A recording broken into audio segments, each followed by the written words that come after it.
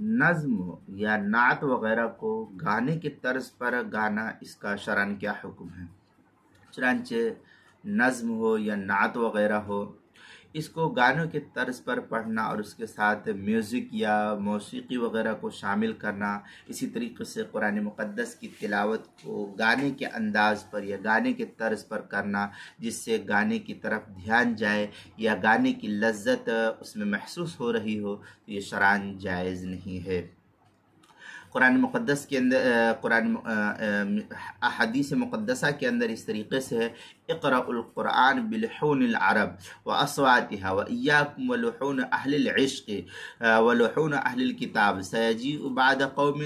يرجعون بالقرآن ترجيء الغنا والنوح لا يجاوز۔ اس طریقے کے الفاظ جو ہے مشکوٰۃ المصابیح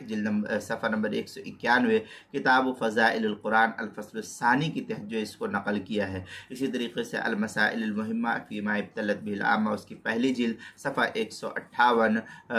مسائل شتیٰ، عنوان ہے نعت و نظم کو گانے کے طرز پر پڑھنا۔